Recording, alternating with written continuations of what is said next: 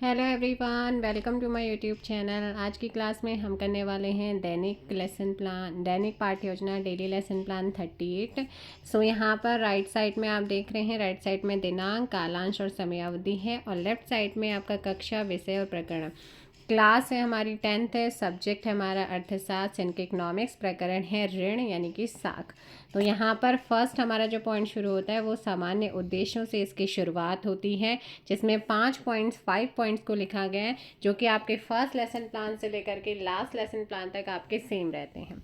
जो चेंजेस होता है वो विशिष्ट उद्देश्यों में स्पेसिफिक जो ऑब्जेक्टिव्स होते हैं वहाँ पर आपका चेंज हो जाता है।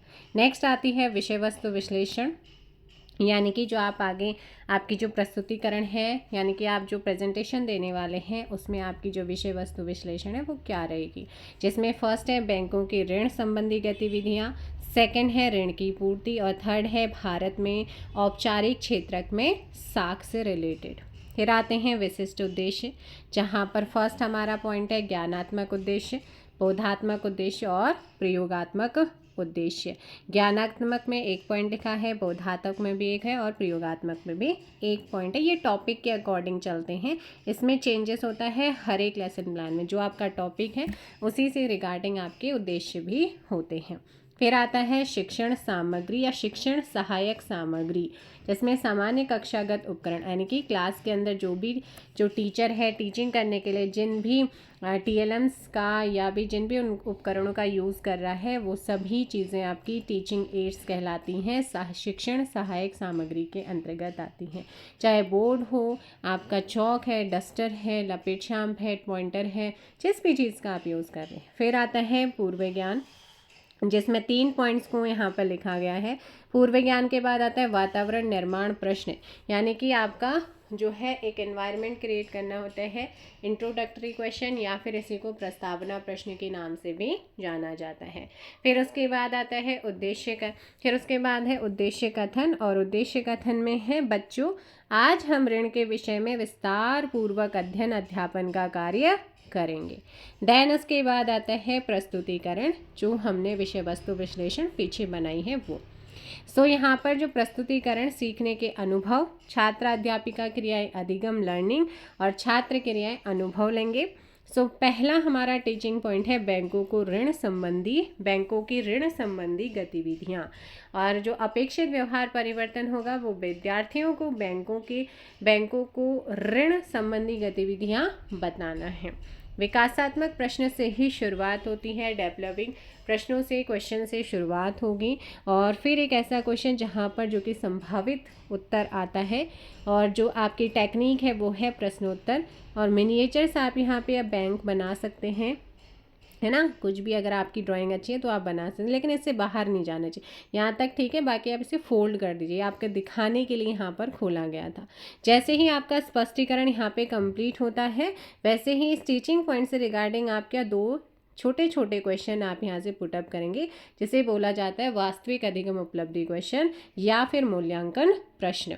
उसके बाद सेकंड टीचिंग पॉइंट है ऋण की पूर्ति, और ऋण की पूर्ति में भी आपका जो है वही सेम चलेगा, आपका अपेक्षित व्यवहार परिवर्तन, विद्यार्थी ऋण की पूर्ति के विषय में या बारे में जान सकेंगे। विकासात्मक प्रश्न से ही इसकी भी शुरुआत होगी, और विकासात्मक प्रश्न के साथ फिर वही स्पष्टीकरण करते हुए, और यहाँ पर मैं हमेशा कहती हूँ कि खाली स्पेस मत छोड़िए। अगर आप मिनिएचर बना सकते हैं तो इससे रिगार्डिंग आप मिनिएचर बना लीजिए, या फिर यहाँ पर लिख लीजिएगा व्याख्यान विधि, छात्र ध्यान पर पूर्वक सुनेंगे। फिर यहाँ पर एक बार और लिख दीजिएगा, वो खाली खाली नहीं लगेगा। फिर जैसे ही सेकंड टीचिंग पॉइंट आपका कंप्लीट हुआ, वैसे ही आप लोग यहाँ पे क्या बनाएंगे, वास्तविक अधिगम उपलब्धि क्वेश्चन, यानी कि जिसे मूल्यांकन प्रश्न भी बोलते हैं। फिर थर्ड टीचिंग पॉइंट भारत में औपचारिक क्षेत्र में साख, ये भी आपका सेम वैसे ही बनेगा। विकासात्मक प्रश्नों से ही शुरुआत होगी स्पष्टीकरण करते हुए, और आपका यहाँ पर स्पष्टीकरण क्या हो जाएगा, कंप्लीट। जैसे ही स्पष्टीकरण कंप्लीट होता है, थर्ड टीचिंग पॉइंट कंप्लीट हो गया है, और यहाँ पर उससे रिगार्डिंग आप कोई भी क्वेश्चन, वेरी शॉर्ट क्वेश्चन पूछिएगा, है ना। तो ये आपने ध्यान रखना है ना। फिर आता है आपका श्यामपट सारा। श्यामपट में क्या होता है, कई बार है जो आपका ये फॉर्मेट बना होता है किसी किसी कॉलेज का, तो वो उसी साइड में लगाना पड़ता है। हमारे यहाँ का फॉर्मेट हमें खुद बनाने पड़ते हैं। तो यहाँ पर श्यामपट सारांश जो कि black chart paper white pen का यूज़ हुआ है, जिसमें जो आपके तीनों टीचिंग पॉइंट से विषय वस्तु विश्लेषण थी उसको आपने बहुत ही शॉर्ट में इस बोर्ड के अंदर लिखना होता है।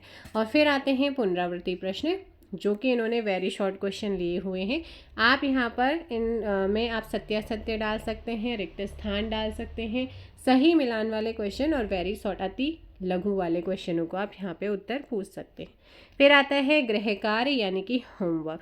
आपने जो भी इनको पढ़ाया है उसी से रिगार्डिंग आप बच्चों को कोई भी होमवर्क दे सकते हैं। संदर्भ यानी कि रेफरेंस की बात करूँगी। देखिएगा, आप क्लास 10th में पढ़ा रहे हैं लोन, अगर ये टॉपिक या एक चैप्टर आपकी उस बुक में है जिसमें आप पढ़ा रहे हैं, अगर नहीं है, हो सकता है कई बार चैप्टर के अंदर एक टॉपिक होता है और उसी टॉपिक से आप एक लेसन प्लान बना सकते हैं, है ना। तो उसको उसी बुक के ऑथर का नेम या चैप्टर का नेम या आगे उसमें आप लिख सकते हैं, जैसे यहाँ पर लिखा हो। तो ये था आपका 38th लेसन प्लान जो कि कंप्लीट हो गया है। मिलेंगे नेक्स्ट 39th लेसन प्लान के साथ नेक्स्ट वीडियो में। Thank you so much. Video को लाइक और शेयर कर दीजिएगा। चैनल पर नए हैं, चैनल को सब्सक्राइब करिए। Thank you so much. जय हिंद, जय भारत, जय उत्तराखंड, जय देवभूमि।